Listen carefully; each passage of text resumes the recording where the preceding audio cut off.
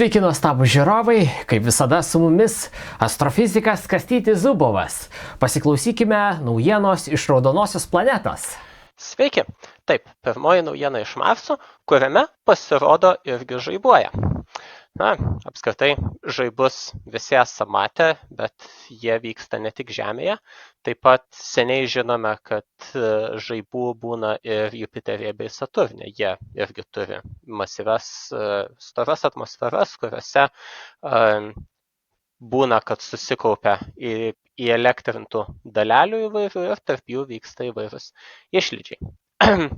Taip pat iš principo žaibuoti turėtų ir Marse. Ten yra atmosfera, ji yra sausa, vadinasi, dulkės, pavyzdžiui, gali įsielektrinti, na ir įvairūs ypač vėjo pakelti dulkių sūkuriai, turintys elektrinį krūvį, na, jie turėtų kartais pasižymėti elektriniais išlydžiais, bet iki šiol nebuvo to tiesiogiai patvirtinta.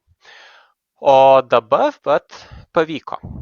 Mokslininkai nagrinėjo Perseverance marsaeigio, kuris nuo 20 metų, ar nuo 21 metų vasario tyrinėja Marsą, Jezero kraterį, bet šį kartą nagrinėjo jo mikrofono SuperCam instrumente esančią duomenis. Na, tas mikrofonas tai pirmasis toks instrumentas Marse, kuris gali būtent klausytis tiesiog Marso aplinkos garsų.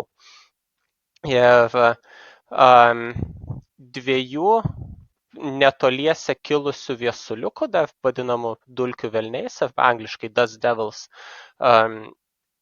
metu, kai tie viesulai netoliese kažkur lėkia, SuperCam mikrofonu būtent iš jų užfiksuoti sklindantis gana stiprus traškesiai ir taip pat kartu užfiksuoti ir elektros išlydžiai, kuriuos irgi Perseverance instrumentai užfiksavo. Tai nereiškia, kad Perkūnija girdėjosi kažkokia? Faktiškai taip. Tai nereiškia, kad per patį Perseverance trankia žaibai, bet tie elektrinio lauko pokyčiai irgi užfiksuoti ir jie parodė. Na ir bendrai šitas elektrinių ir garso signalų rinkinys būtent atitinka tai, ko tikėtumėmės iš žaibo. Na, apskritai tą pavadinti žaibu gal truputėlį sunku, nes tai neprimena to, ką mes buitiškai vadinam žaibu. Na, kaip sakom žaibas, tai įsivaizduojam tas milžiniškas strireles nuo debesų iki žemės lekiančias ar bent jau pašvaistas kur nors debesyse matosi ir po jų, aišku, sekančią perkūniją. Šitie žaibai labiau priminė tokias statinės elektros iškrovas, kurias gauname, na, pavyzdžiui, jeigu kokį, nežinau, vilnonį megztinį velkiesi ir jis braukia per plaukus ir įsielektrina ir tada paimi pirštais, jeigu sausa oda, na, tada taip trinkteli. Arba, nežinau, na, dar kokį ten sausą metalinį paviršių, pavyzdžiui, prie jo prisilietus, na, irgi kartais būna, kad šokteli toksai, na, garsas būna, o kartais ir žiežirba gali kilti. Tai labiau tie išlydžiai panašus į tokius, bet iš principo tai yra visiškai tas pats reiškinys, tik tai tiek, kad mažesnio mastelio.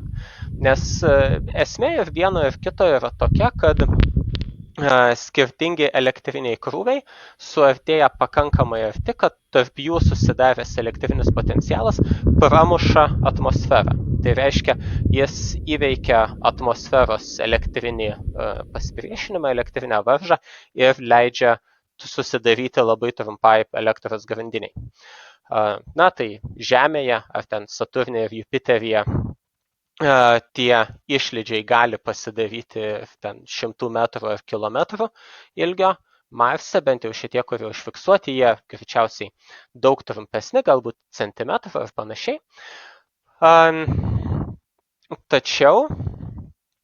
Tačiau visgi tai yra išlydžiai. Jie buvo prie pat marsaeigio kažkur netoliese? Tiesą sakant, nežinau, kaip arti marsaeigio buvo, bet pakankamai arti, kad girdėjosi ta sakykime, perkūnija, tas spragsėjimas. Apskritai, mokslininkai ištyrė 2 Marso metus, tai yra beveik 4 Žemės metus duomenų. Ir per tą laiką, per tą laiką užfiksuoti iš viso 55 įvykiai. Tie pirmieji minėti 2 dulkių velnių žaibavimai, jie buvo atsitiktinai užfiksuoti, o tada jau juos užfiksavus, ar juos aptikus duomenyse pradėjo sistematiškai ieškoti ir tada per tos 2 Marso metus 55 kartus žaibavimą užfiksavo. Ir dažniausiai tai buvo būtent iš dulkių velnių arba dulkių audrų atsklindantis garsas, ko ir turėtumėm tikėtis, nes būtent tos sausos dulkės, jos trindamos į paviršių ir vienas į kitas gali įsielektrinti. Žinodami kokio dydžio tie velniai, kokio dydžio dulkių audros ir panašiai, mokslininkai taip pat galėjo apskaičiuoti ir kokio elektrinio lauko reikia, kad pramuštų Marso atmosferą. Tas elektrinis laukas pasirodė esąs apie kelias dešimtis kilovoltų vienam metrui. Tai yra keliasdešimt kartų mažiau negu Žemėje. Dėl to, pavyzdžiui, Žemėje dulkių audros, nes Žemėje dykumose irgi vyksta dulkių audros, tokie dulkių viesuliukai susidaro, bet jie paprastai nepasižymi tokiais elektriniais išlydžiais, būtent dėl to, kad Žemės atmosferai pramušti reikia daug stipresnių elektrinių laukų ir Žemės tose dulkių audrose tokie nesusidaro. Marse jie irgi nesusidaro tokie stiprus, kad pramuštų Žemės atmosferą, bet pakankamai stiprus, kad pramuštų Marso atmosferą.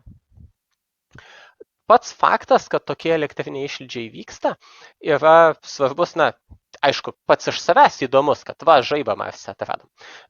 Bet taip pat jis svarbus yra ir siekiant suprasti Marso atmosferos cheminę sudėtį ir cheminės reakcijas ten vykstančias. Nes elektros išlydžiai, jie gali paskatinti kai kurias cheminės reakcijas.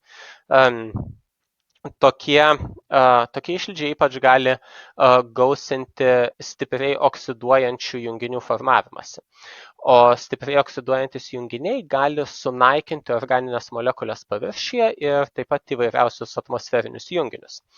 Tai yra visokios molekulės, kurios, pavyzdžiui, iš negiliai po paviršiumi esančio kokio rezervuaro, jeigu išsiveržia kokių molekulių, tai jeigu aplinkui yra daug oksiduojančių junginių, jos gali greitai suirti. Ir tai, pavyzdžiui, galėtų paaiškinti, kodėl orbitiniai zondai Marso atmosferoje neaptinka metano, tuo tarpu Curiosity marsaeigis ne vieną kartą arti paviršiaus aptiko metano. Nes būtent gali būti, kad metanas kažkur veržiasi iš po Marso paviršiaus, bet kildamas jis, jeigu susiduria su stipriai oksiduojančiais junginiais, tai jis suyra, pavirsta iš esmės sudega. Lieka anglies dvideginis ir vandens garai, o aukštai į atmosferą metanas nepakyla, dėl to orbitiniai zondai su jo neaptinka. Taip pat tokių išlydžių egzistavimas aktualus ir planuojant naujas misijas į Marsą, tiek robotinės, tiek žmonių, nes elektros išlydžiai net ir nestiprus, jie gali pakenkti, pavyzdžiui, elektroniniams įrenginiams visokiems. Taigi tiek robotinių zondų elektroniniai įrangai, tiek žmonių naudojamiems kokiams nors prietaisams, tai gali pakenkti. Į tai, aišku, irgi reikėtų atsižvelgti, siekiant išsiaiškinti, siekiant suplanuoti misijas kuo saugiau. Ar teisingai suprantu, kad Marso atmosfera yra labai reta, ten yra mažai tų dalelių, molekulių, dėl to ir pramušimo ta energija yra žymiai mažesnė, kad įvyktų praeito, tas išlydis? Greičiausiai taip. Mažesnis tankis reiškia, kad lengviau yra atplėšti realiai elektronus nuo molekulių ar atomų, kad susidarytų tas elektringų dalelių tunelis, per kurį jau galėtų judėti srovė. Kalbant apie didesnius žaibus, ar ten gali susidaryti tokie kaip Žemėje 100 metrų ar kilometrų ilgio, žinai, jau tokios atšakos? Tiksliai nežinau, bet nematau priežasčių iš principo, kodėl negalėtų susidaryti. Tiesiog gali būti, kad jeigu lengvai susidaro tokie maži išlydžiai, mažo mastelio, tai galbūt tiesiog nebūna pakankamai laiko ar tinkamų sąlygų, kad susikauptų dideli skirtingo krūvio telkiniai. Tai yra, jeigu koks dulkių debesis kyla aukštyn, pavyzdžiui, tai jis dar iki pakildamas per tuos mažus išlydžius suvienodėja jo krūvis su paviršiumi. Ir dėl to neatsiranda tokio didelio krūvio skirtumo, kuris galėtų pramušti atmosferą dideliais ilgais masteliais. Jeigu įsivaizduotume ateitį ir Marso kažkokius pastatus, bazes, miestus, kaip manai, ar ten ant pastatų reikės statyti žaibolaidžius? Žaibolaidžių gal ir ne, nes visgi, jeigu tų didelių žaibų tenai nebūna, ar bent jau nesusidaro jiems tinkamos sąlygos, tai greičiausiai tokių žaibolaidžių ir nereikėtų. Bet reikėtų atsižvelgti į tai, kad, tarkim, kokie nors elektroniniai prietaisai ar skydeliai ar kas nors esantis pastatų išorėje, jie turbūt turėtų būti apsaugoti nuo to, kad kokia dulkių audra, pavyzdžiui, pro šalį lekianti, nepaleistų daug tų išlydžių ir nepagadintų elektronikos. Kas būtų, jeigu į Marsaeigį pataikytų toks žaibelis, ar ten kažkas gali išeiti iš rikiuotės, ar kompiuteris sudegti, ar ten yra izoliuota ir apsaugota nuo to? Nuo vieno ar poros žaibelių greičiausiai nieko, bet jeigu Marsaeigis patektų į tokią audrą, tai tie nuolatiniai spragsėjimai, manau, kad gali pakenkti elektronikai. Tikrai nežinau, kiek gerai ta elektronika yra apsaugota nuo galimų elektros išlydžių, bet įtariu, kad tai nebuvo pagrindinis kriterijus, kalbant apie jos dizainą, nes tiesiog iki šiol nebuvo praktiškai žinoma nieko apie elektros išlydžius Marse, taip kad greičiausiai nebuvo manoma, kad tai gali būti labai didelis pavojus. Pas mus, man atrodo, deguonis virsta į ozoną, ar ne, dėl žaibų būtent šito proceso aukštai atmosferoje. Tai panašus kažkokie procesai gali irgi vykti ne Marso atmosferoje, kažkokios cheminės reakcijos inicijuotos to žaibavimo, ar ne? Taip, įvairios cheminės reakcijos gali vykti, bet vėlgi tiksliai kokios nepasakysiu, tačiau jos leidžia formuotis įvairiems junginiams, kuriems šiaip susiformuoti reikėtų energijos, kurios kitaip gal ir nebūna, neatsiranda Marso atmosferoje. O ar tai gali būti naudinga kažkokiai gyvybės susiformavimui, bakterijoms, mikroorganizmams kažkokiems, ar čia nelabai susietina? Jei gerai atsimenu, tai tas garsusis Urėjaus Milerio eksperimentas prieš daugiau nei 100 metų berods darytas, kuriame lyg ir buvo parodyta, kaip iš negyvybinių visokių medžiagų susiformavo kažkas panašaus į gyvybę, ar bent jau kažkokie žingsniai gyvybės link padaryti. Tai to eksperimento metu būtent buvo elektros išlydžiai naudojami kaip energijos šaltinis. Tai kaip ir parodyta, kad žaibai iš principo galėjo prisidėti prie sudėtingų molekulių formavimuose. Tai Marse turbūt irgi tas galėtų būti. Iš kitos pusės, žaibo išlydis jis gali ir suardyti įvairias sudėtingas molekulės, taip kad tai gali ir padėti kažkokio kompleksiškumo formavimuisi, bet gali jį ir pagadinti. Kai Marsas turėjo tankesnę atmosferą ir turėjo ežerus, upes, tai tikėtina, kad ten tų žaibų buvo dar daugiau ir gal jie panašesni net kaip ir mūsų planetoj buvo, ar ne?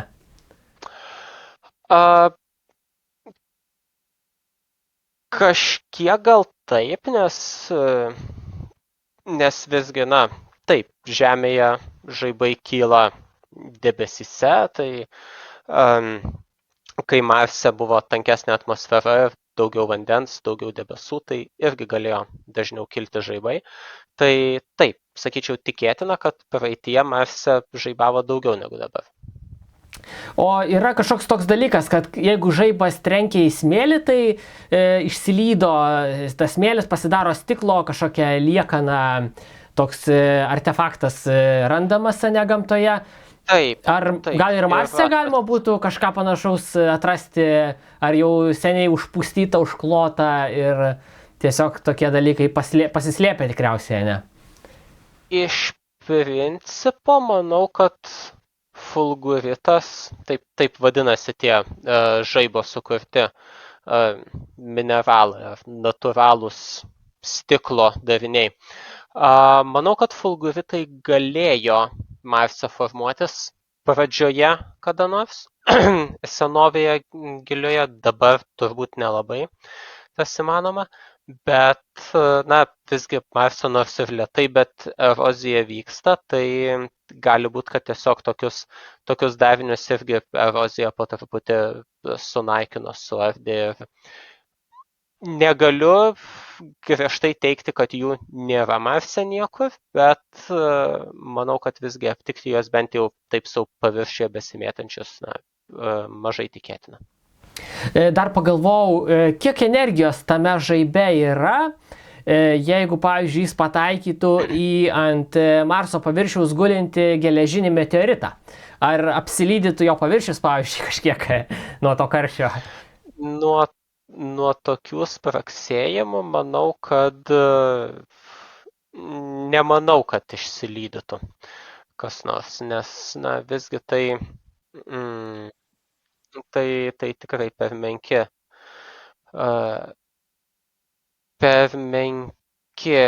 energijos išlydžiai.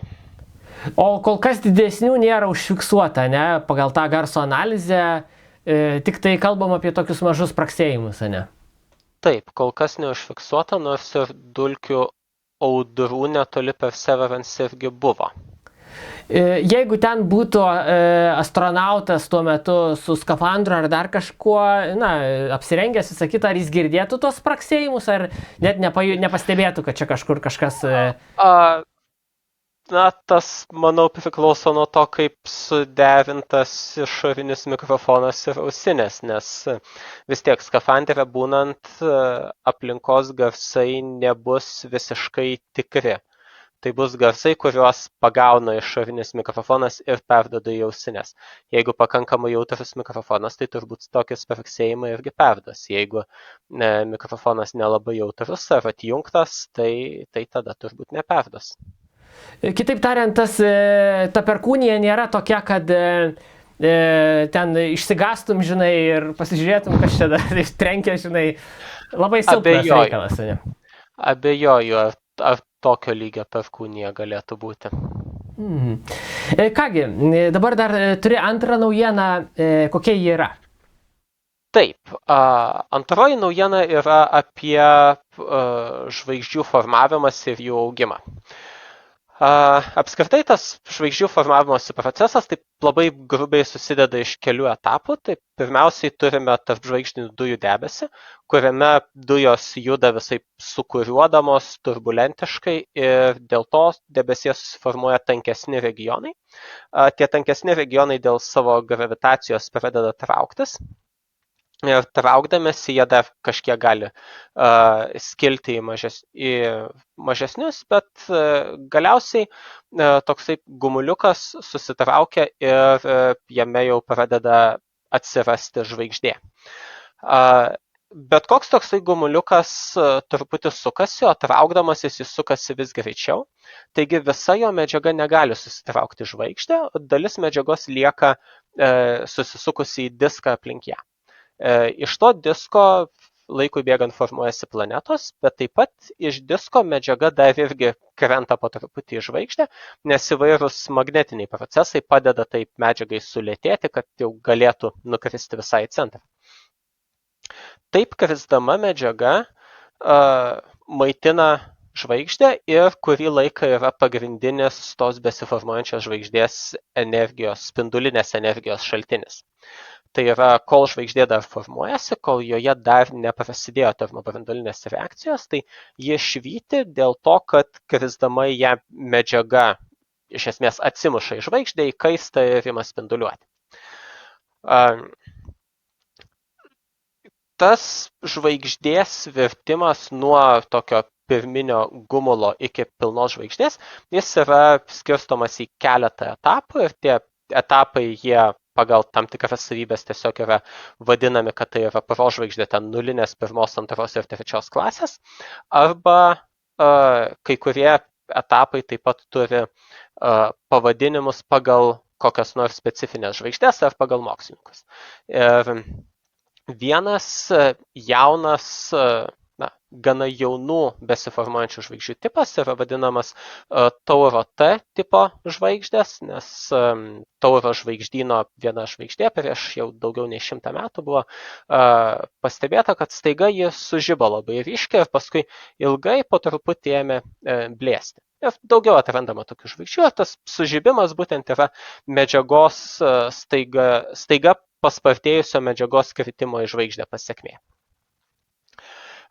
Šiek tiek vėlesnis prožvaigždės etapas yra vadinamas Herbigo objektais arba Herbigo žvaigždėmis. Tai čia jau pagal vieno mokslininko jas tyrinėjusio pavardę. Ir tai yra žvaigždės, kurios jau beveik pasiekusios vadinamą pagrindinę seką, tai yra joms nedaug trūksta iki termobranduolinių reakcijų įsižiebimo, bet dar jo nepasiekusios. Iš principo, akivaizdu, kad Tauro T žvaigždės turi laikui bėgant virsti Herbigo žvaigždėmis, o vėliau jau pasiekti pagrindinę seką, nes iš esmės tos žvaigždės yra panašios masės, čia daugiausiai kalbame apie žvaigždės, kurios yra šiek tiek masyvesnės už Saulę, tarp maždaug 1,5 ir 4 Saulės masių, bet kiekvienas iš šitų etapų trunka ilgai, ten bent 10 000 metų, taip kad sekti, kaip viena žvaigždė pereina iš vieno tipo į kitą, negalime. Vadinasi, belieka pasiremti statistinėmis analizėmis, kaip tos vienokios ir kitokios žvaigždės gali, kaip jos atrodo ir taip bandyti susijęti, kokie čia procesai vyksta. Ir dabar mokslininkai išnagrinėjo didelį kiekį tiek Tauro T, tiek Herbigo tipo žvaigždžių ir aptiko įdomų reiškinį, kurio anksčiau niekas nebuvo pastebėjęs ar bent jau įvertinęs, tai kad Herbigo žvaigždės vidutiniškai į Herbigo žvaigždės medžiaga krenta 14 kartų sparčiau negu į Tauro T tipo žvaigždės.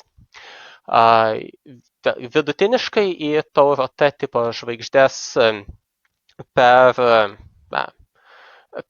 metus įkrenta maždaug 12 milijardųjų Saulės masės dalių.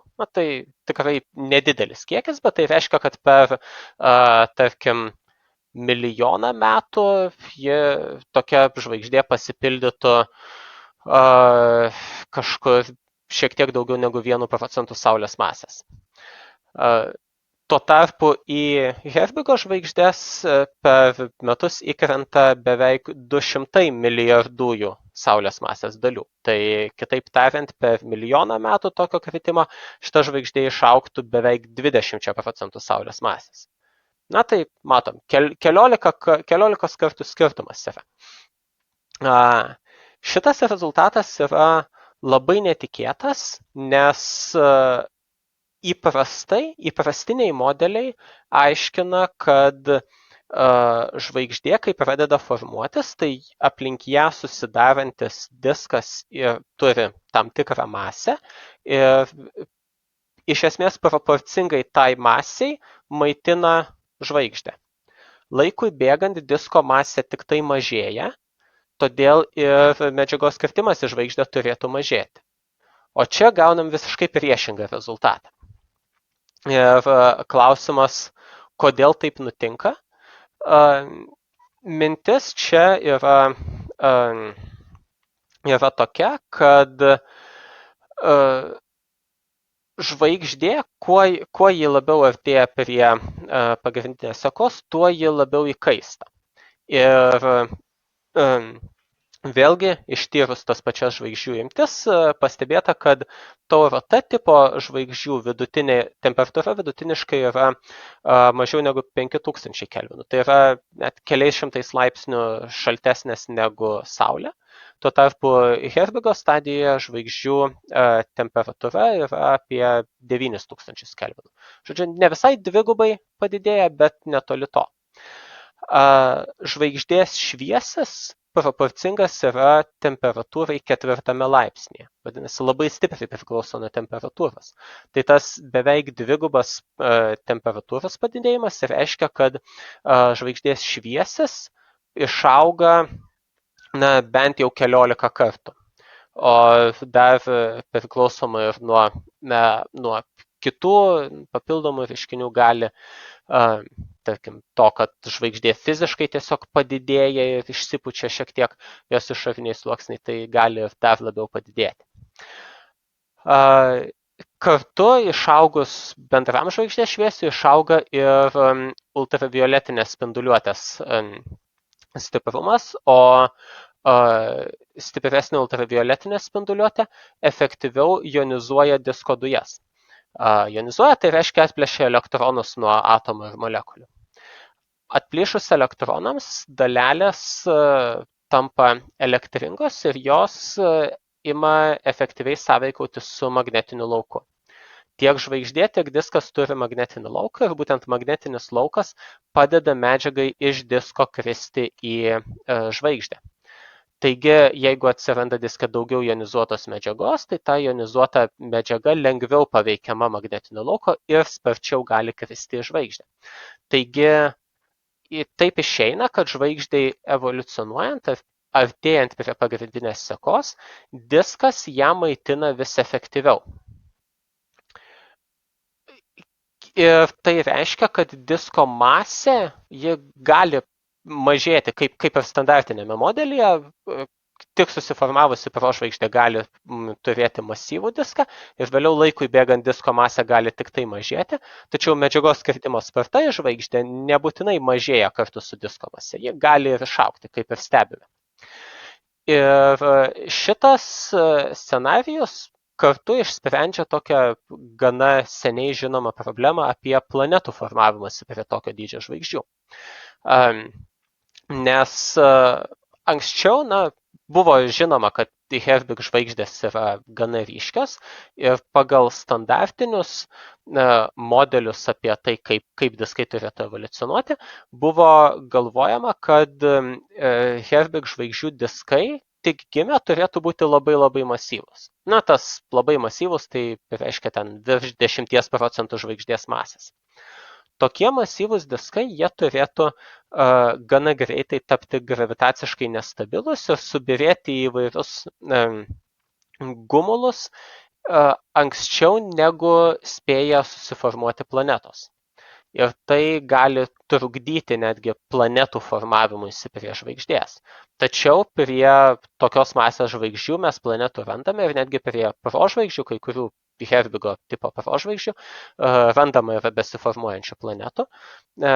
Vadinasi, planetos kažkaip formuojasi. Tai buvo klausimas, o kaip tokiuose masyviuose diskuose spėja susiformuoti planetos. Bet dabar panašu, kad jiems nereikia labai labai masyvių diskų ir tai reiškia, kad planetos ten tiesiog gali formuotis kaip ir bet kokiame kitame diske. Ir nelieka tos problemos, kad diskas yra per daug masyvus ir tampa nestabilus. Ir ta pirminė medžiaga, kuri didžiąją dalį sudaro žvaigždės, tai yra vandenilis ir helis, ar ne?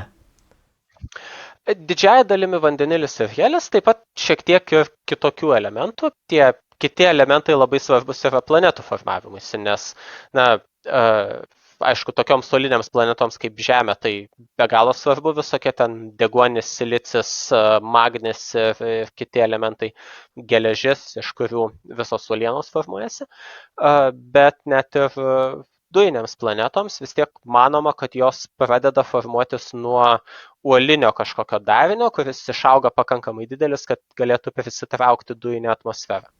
O tuo metu, kai formuojasi tos žvaigždės ir dar nėra termobranduolinės sintezės, tai tiesiog tos vandenilio atomai, helio, jie tiesiog taip traukiami, kad vienas su kitu ten grūdasi, stumėsi ir dėl trinties įkaista baisiai ir pradeda švitėti, o taip reikia suprasti tą šviesą, ne? Iš esmės taip. Tas centrinis objektas, kuris virs žvaigždė, jis traukiasi. Traukdamasis jis tampa vis stipriau gravitaciškai surištas. Tai reiškia, kad jo potencinė energija sumažėja. Jeigu potencinė energija sumažėja, tai bendra energija turi išlikti pastovi, vadinasi, kažkokios kitos energijos turi padidėti. Tai didėja vidinė energija, tai reiškia kyla temperatūra objekto. O ar tai buvo, pavyzdžiui, kai formavosi mūsų Jupiteris, pavyzdžiui, dujinės planetos didžiulės, ne? Ar jos irgi švitėjo pradžioje? Taip, ir jeigu neklystu, tai pavyzdžiui, Jupiteris manoma, kad nemaža dalis Jupiterio dabar skleidžiamos spinduliuotės irgi dar yra dėl būtent pirmykštės jo šilumos. Ir iš Žemės gelmių sklindanti energija iš dalies yra būtent iš pirmykštės šilumos, tai yra iš to įkaitimo, kuris įvyko tiesiog planetai formuojantis. Dalis gelmių energijos yra dėl gelmėse esančių radioaktyvių elementų skilimo, bet kita dalis yra būtent dėl pirmykštės šilumos. O kas būna tai žvaigždė, jeigu kažkas atsitinka ir neįvyksta termobranduolinė sintezė, ar tai tada ji jau klasifikuojama ne žvaigždė, o planeta kažkokia, ar kaip čia pasikeičia? Ne planeta, bet rudoji nykštukė. Šiaip, ar prasidės termobranduolinės sintezės reakcijos, priklauso iš esmės tik tai nuo masės. Jeigu žvaigždės masė siekia bent 8% Saulės masės, tai termobranduolinės reakcijos prasidės. Jeigu mažiau, tai tada kurį laiką gali vykti deuterio ir tričio termobranduolinės reakcijos. Deuteris ir tritis yra sunkesni vandenilio izotopai. Pagrindinis izotopas turi tik vieną protoną branduolyje, deuteris turi protoną ir neutroną, tritis protoną ir 2 neutronus. Deuteriu ir tričiu jungtis tarpusavyje yra lengviau negu tam pagrindiniam izotopui arba pročiui. Todėl jiems užtenka mažiau ekstremalių sąlygų, kad irgi pradėtų tas termobranduolinės reakcijas. Bet deuterio ir tričio yra pakankamai nedaug, kad jų termobranduolinės reakcijos niekada netampa dominuojančio energijos šaltiniu. Tai jos vyksta, jos suteikia šiek tiek energijos tam objektui, bet nepakankamai daug, kad nusvertų jo gravitaciją ir dėl to neišpučia objekto į vadinamą hidrostatinę pusiausvyrą. Ir tokie objektai vadinami rudosiomis nykštukėmis. Tai tie, kurie mažesni negu 8% Saulės masės arba 80 Jupiterio masių. Ir jeigu yra aplinkui dar susiformuoja planetos, ne? Tai jeigu juose yra vandenynai kažkokie, tai galiausiai viskas atvėsta, suledėja ir nebėra šilumos ir tiesiog tokia šalta Saulė žvaigždės sistema gaunasi, ne? Taip. Rudoji nykštukė, aišku, jis skleidžia kažkiek tos šilumos, bet daug mažiau negu net ir maža žvaigždė. Ir taip, prie jos esančios planetos, jos tiesiog užšaltų ir sustingtų laikui bėgant. Ir to šviesos ten irgi toks tamsus, gan tamsokas pasaulis, kaip mėnulis koks šviečia, ne, ar kažkas tokio? Netgi ne kaip mėnulis, nes jeigu objektas tiesiog dėl savo šilumos šviečia, tai kuo šaltesnis yra, tuo labiau į infraraudonąją pusę slenkasi visą spinduliuotę. Tai dėl to, pavyzdžiui, mažesnių už Saulės žvaigždžių, kurios yra šaltesnės, jų spinduliuotė tiesiog yra raudonesnė, nes santykinai jų spektre didesnę dalį užima raudoni spinduliai negu mėlyni, bet infraraudonieji dar daugiau užima. Rudųjų nykštukių spinduliuotė iš viso yra didžiąją dalimi infraraudonoji, tai ten regimosios spinduliuotės gali apskritai gal praktiškai nebūti. Ai, tai mes ten nuvykę tiesiog reikėtų įsijungti prožektorių, nes visiškai tamsu. Greičiausiai taip. Jo, įdomu įsivaizduoti. Na kągi, ačiū tau, kad pasidalinai, papasakai, gal kažkas iš žiūrovų susapnuos tokį sapną, kaip vaikšto tokiais kosminiais paviršiais, egzoplanetomis, kur beveik nėra šviesos. Ačiū Kastyčiui, ačiū žiūrovams, palaikykite mus Contribui platformoje ir susitiksime už 2 savaičių. Ačiū, kad klausote ir gražių artėjančių švenčių, nes turbūt ateinantis epizodas pasirodys galbūt jau po Kalėdų. Taigi, gražių švenčių ir ačiū, kad klausote. Iki. Gražių švenčių. Sėkmės.